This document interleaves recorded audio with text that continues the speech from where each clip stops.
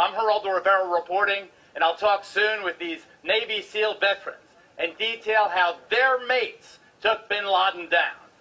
First, meet two heroes, both Navy SEALs.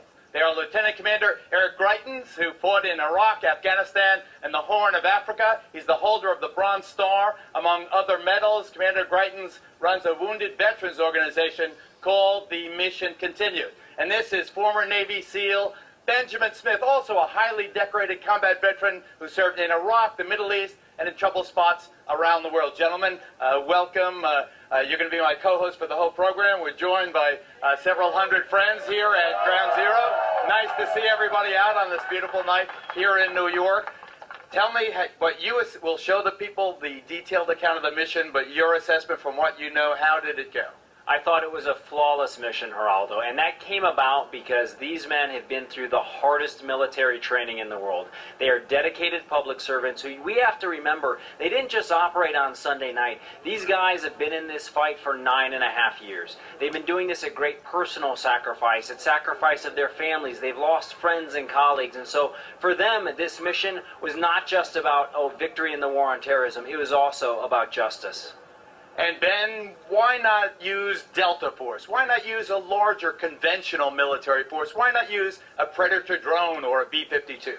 Well, I definitely feel that the choice to have the SEALs go in, and as opposed to Delta Force or any other force, it's one for America, but it brought the person, the American citizen, face to face with the man who killed over 3,000 people, and as your show is showing, way more people than that. It showed the United States, the world, that we can go in and we can do it with just a couple people, as opposed to a mechanized army of everything else. I mean, also there was Rangers, there was 160th, there was all the American military intelligence services, always from the president down to buck private, who were involved in this. So, it's definitely one for the American military. The only criticism I'm hearing, and it's from people I think who are just dyed in the wool, anti-war kind of folks, is why kill him? Why not say, put your hands up and use the plastic ties to put him behind the, cup him hands and take him back with you? Look, this is a war, Geraldo, and Osama Bin Laden was our enemy. He'd attacked America. He'd killed thousands of Americans, and I think it's just not our place to second-guess the judgment of what's one of the most highly trained commandos in the world, who had to make a decision in the dark of night in a complex, chaotic situation, and I, for one, am very happy with the result. Me too. Me too. We'll talk much more with these heroes. Coming up at the bottom of the hour, the Secrecy, Benjamin. Is this a good thing, the fact that we probably will never know who fired that fatal shot into the head of Bin Laden? I think it is, but I think secrecy on a grander level as a society, since World War II, loose lips sink ships. A couple words here will kill thousands overseas. Is what we really need to be considering now. Let these guys alone. We don't need to know where they train, what they do. They do the job, and they get it done. We need to leave it where it goes. Just chalk it up to American exceptionalism. American exceptionalism, I like that. But Commander, how about giving praise where praise is due? SEALs have a reputation for being humble warriors, and I certainly consider these men heroes. I know that everyone in the SEAL community considers them to be heroes, and they certainly know that they have the recognition and the praise from every single American, and I think for them, that's enough. These guys are real warriors. They're professionals. They've trained for this, and they're happy to know that they accomplished the job. How would they feel about the apparent fact that some of the information that led to the takedown of Bin Laden was obtained through enhanced so-called interrogation? I'm not sure how they feel about it. I know for me, what's most important to me is that we were able to accomplish the mission. This is something that we've been working together for 9.5 years. I've lost friends, other friends have been wounded and disabled, and the most important thing is that we built from all of those intelligence sources really patiently to accomplish the mission, and that's really what matters for me. I don't like waterboarding and the rest of that, but with the case of Khalid Sheikh Mohammed, I make an exception to my own rule. Do you remember where you were when you got the news? And tell me your reaction. I had just landed at the Philadelphia airport, and I opened my phone, and I saw a message. It said, "OBL is dead, hoo-yah." And after that, I kept getting all these other messages from SEALs and guys who I'd worked with who were Navy intelligence officers, special boat team, and everybody was incredibly proud of what had just happened then. It was a great moment. And Ben Smith?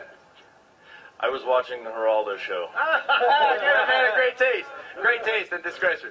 And your response? After all you've been through there, and all those combat tours, all the risk, all your colleagues still there? Well, I mean, of course I want proof. You know, we're not afforded that. You know, situations being as they may. Well, Ellis is dead too. There's no. Yeah, exactly.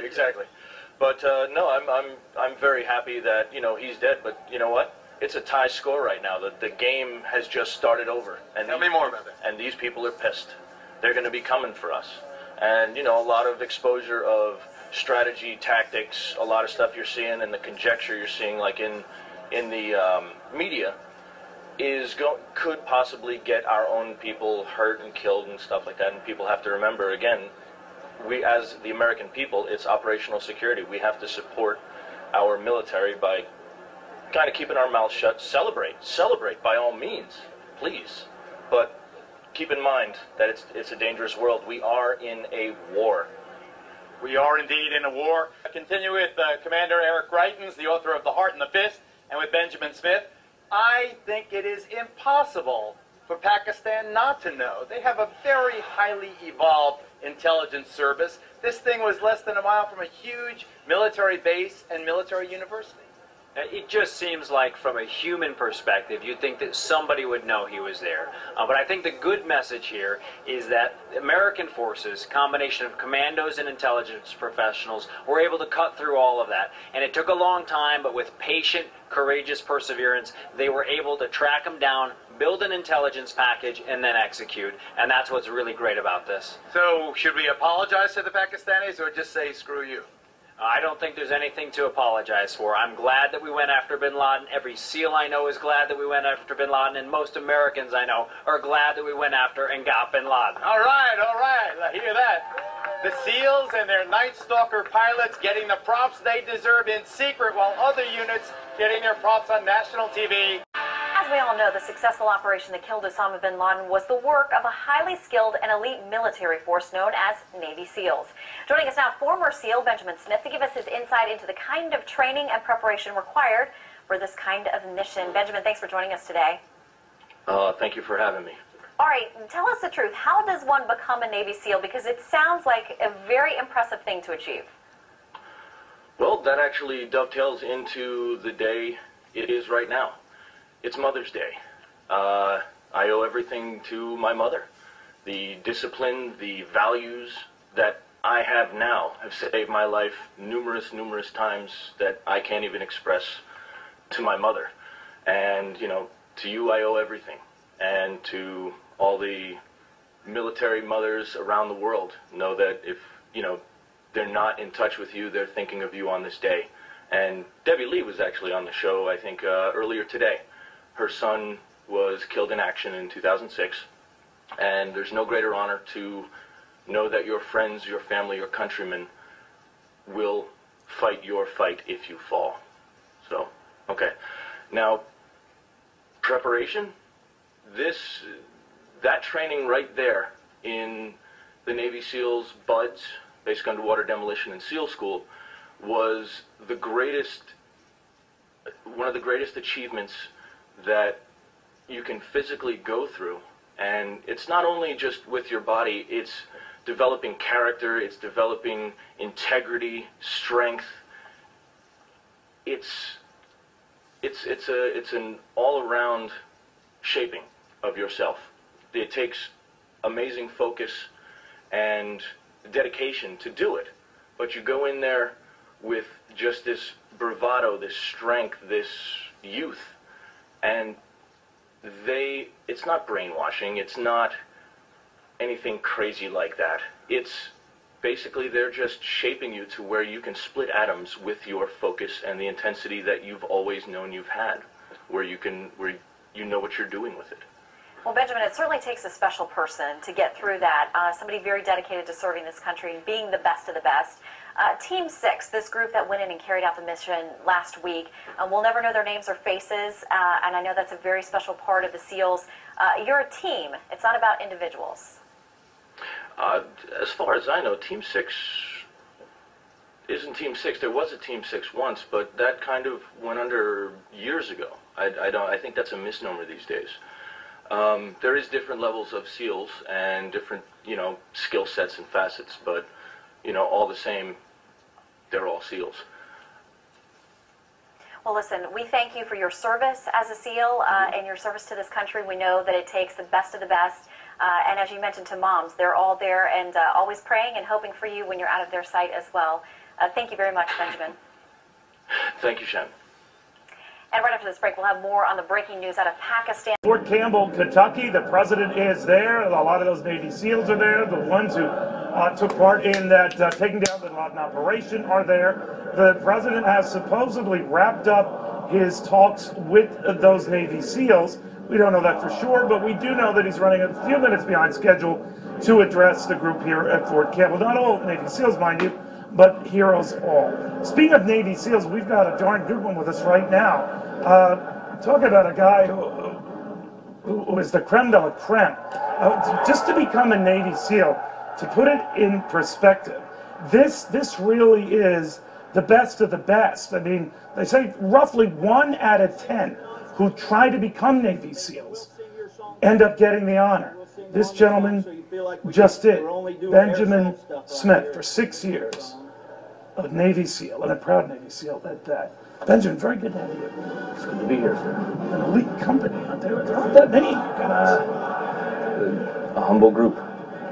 You really are. When I talk to Navy SEALs, you're just the latest. You are a humble group. You don't brag. You don't make a big deal out of things. Even this, I'm told, the Navy SEALs who were meeting with the president felt uncomfortable about it. Why? Well, the thing is, we're embroiled in the global war on terrorism. This is unlike a lot of situations that we've had in... They hit us on 9/11. You know how we felt. We didn't feel comfortable. We were angry. We just poked them back. We poked them back hard. We hit their top guy. They're going to want to come back towards us. This is warfare. We have to, as a people, understand that there are certain things you let lie.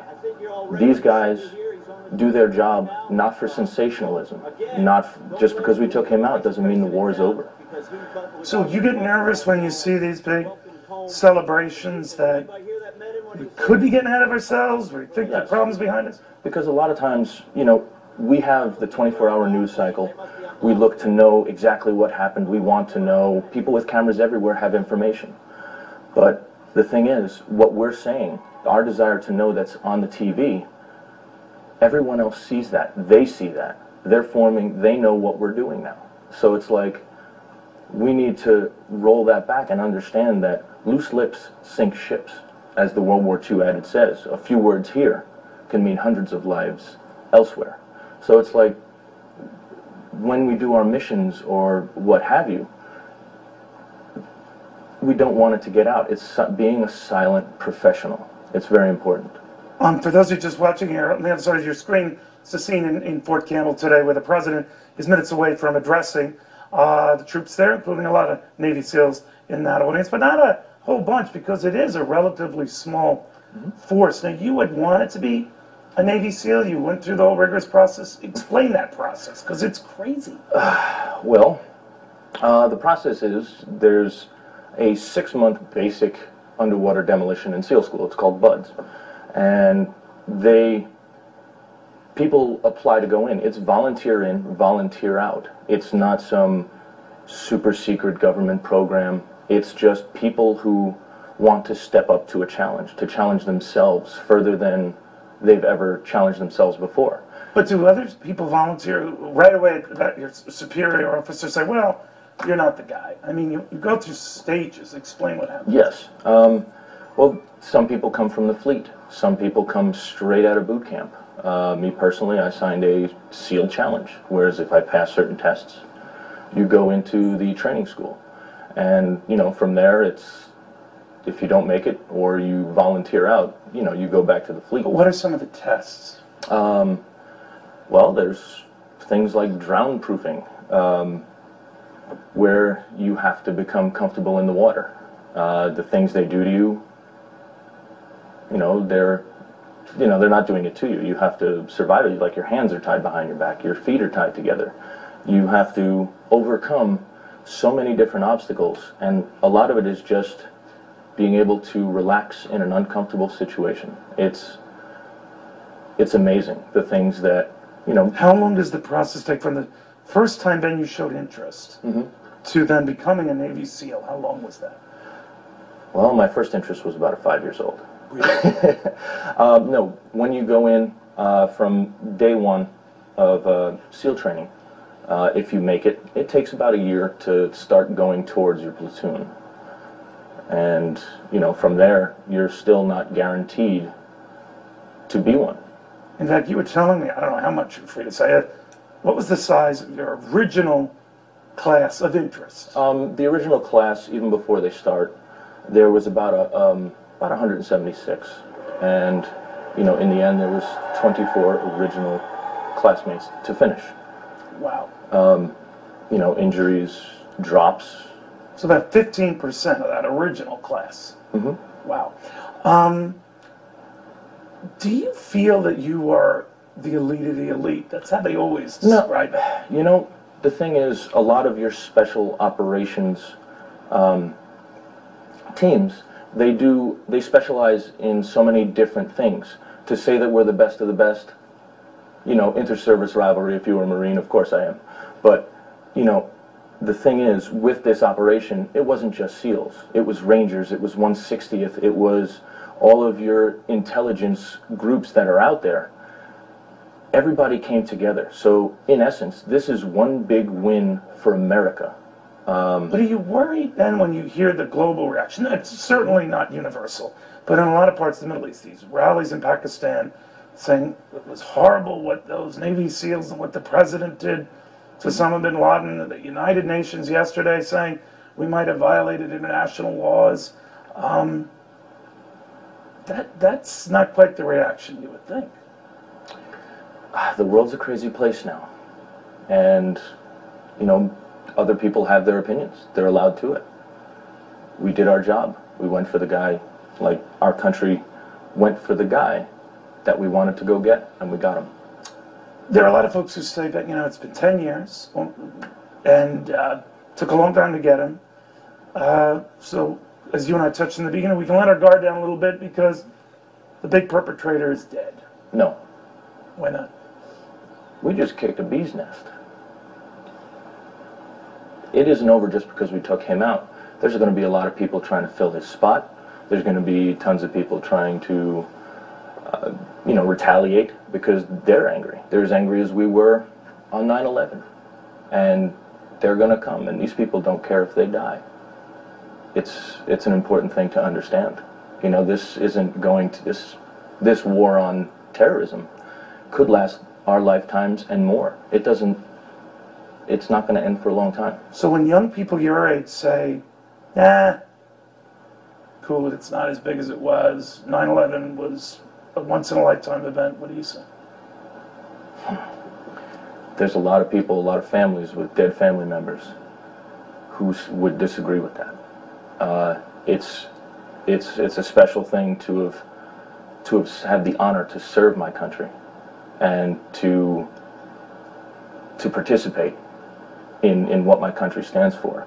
And everybody in the United States service, all the family members, I mean, you've got fire, you've got EMTs, you've got police, military, special forces. Those people definitely understand what the toll it takes on their family, on their psyche, on everything that their being is. So it's like everyone needs to understand what this is. It's very important to the survival of our country. A lot of polls. I'm back with Benjamin Smith, the former Navy SEAL. a guy who knows what it's like to be a Navy SEAL and the sacrifices you certainly take to do that. We are waiting, in case you just tuned in, to hear from the President of the United States, these folks, Commander-in-Chief, to talk and to thank all of them for their sacrifice, and particularly the Navy SEALs who pulled off this incredible operation 5 days ago in Pakistan. You know, Ben, as the governor was speaking, I was thinking of something you had said. You always got to be vigilant. You always got to be on top of this. And it's tough in a world that says, well, you overdo it, America. You take a good thing and over push it. You start raiding other countries. You start strategically, without countries' leaders' permission, going in and nabbing guys. You know, I know you don't want to speak as a government official, and nor should you, but what do you think of that argument where the U.S. is second guessed? Well, thing is, when you're being faced with a threat, you don't have to be literally being shot at to shoot back. You know, like if you're in imminent danger, sometimes you have to do what has to be done to get done what has to be done. So, you know, personally, I think they did the correct thing. They absolutely did. They did what had to be done. Do you see any value, and again, we're not here to rehash the operation, if Osama Bin Laden were alive right now? Mm-hmm. Just being alive. If the mission didn't go right. Well, let's say it did go right. He's on a ship somewhere bound for the United States. Well, it would be status quo. Everything would be going same as usual. You know, we wouldn't know where to take him, right? We wouldn't know where to put him. I'm not at liberty to talk about those things. Understood, understood. For Navy SEALs who do this kind of stuff, obviously you're putting your lives on the line. You know time is of the essence. This was a 43-minute mission. You do have to leave men behind in this case. If one of them goes down, you do have to leave men behind. Not exactly. We don't work that way. What do you do? If one of the guys is down, time is of the essence, that chopper has to go. You take him with you. We're strong fellas. You can throw him on your back, Osama Bin Laden on your back, anyone else. So when a mission is given to any one of you guys, and they kind of map it out, we're not even going to go into the details of this mission. The first thing, I guess, is get the mission done. In this case, we have a strong indication Osama Bin Laden is there. We have the facial identification, all the things that are going through to the intelligence you need to confirm this is the guy. But now you had a case of a helicopter that crashed first on site. That's bringing up memories of the Iranian rescue thing with Jimmy Carter. Absolutely. So what do you think is going through their heads? Well, you know, one of the adages are, you know, no plan survives the first shot. When we train for every possible contingency, but also just being able to think outside the box. If something goes down or something goes wrong, you have to be able to work around it. You have to make things up as it goes. You know, adapt, overcome. And we just seem to be, you know, very good at doing that. And those guys especially. And to bring it over towards SEAL Team 6, they dissolved that sucker a long time ago. SEAL Team 6 does not exist. They did. There's different levels of SEALs to what they do within the SEAL community.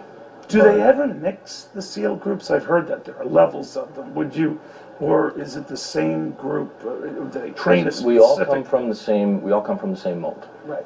Buds, same SEAls, DNA, platoons. Right. Yes. And when I hear that the Navy SEAL force itself over the years has shrunk, is that true, or is it just the availability of folks to fit the bill has shrunk? I think it's availability. The thing is, you know, there's certain times when there's more people coming into the Navy versus other times. We will not, you know, we will not lower our standards to just get people in the SEALs. That gets people killed. That's complacency, and complacency kills. we'll take less numbers because the operations are still just as dangerous. You want a good operator. You don't want a, half of an operator or two half operators. You want people with full capability at all times. So if the numbers go down, you still need that skill. Waiting for the President of the United States here, and we'll just continue, Sam, waiting for the President. And I guess I want to ask you a personal question, if you don't mind. If you do mind, just hit lightly. I didn't do it, I swear. You gave up a lot to become a SEAL, and so many of your friends, your young friends, they went on to lucrative careers. Some of them went and made a lot of money, to the fast dash for cash. You did not. You seem to have a different purpose, a different drive, maybe a different DNA. Any part of you say, hey, I missed out on the big bucks. Hey, I missed out on the big Oh, you're jobs. saying going into other jobs as opposed to Right. becoming a SEAL. Well, if you're angry, I can't move that fast. So. come on. No, me personally, I had two wonderful parents that brought me up in a very traditional type of way. I didn't get time out. When I was bad, I was disciplined. You learned. What was discipline? The traditional way. And you learned there are things you do, things you don't. And I learned a disciplined way of growing up. And I've always believed in this country. I've always loved it because it's where I was born, and if you don't have here, where do you have? And my parents instilled that within me. So all of your friends who are chasing money and big jobs and big paychecks and lots of material things of the good American life, you wanted none of that. It's an ideal. It's not too shabby. Not too shabby. We're watching the President of the United States. At least some of his people are making their way into that room. He's running a little bit behind schedule. We're told he's wrapped up that meeting now with the Navy SEALs who were involved in that takedown of Osama Bin Laden, 5 days ago. But I'm talking to Benjamin Smith to get inside the mentality of these Navy SEALs, because I've had the good fortune over my career to talk to a lot of these Navy SEALs. Ben's just the latest, but certainly as impressive as any one of them. But there is a sort of esprit de corps among them. Yes, isn't it? and on the previous point, it's to be the best you can be, to be the best out there. And when I found out that, the SEALs do everything, you can call them up at any time, they're quick, they're fast, they're good, that's what I wanted to do. And, you set your goals on something. If you're, aim for the moon and miss, at least you're one of the stars.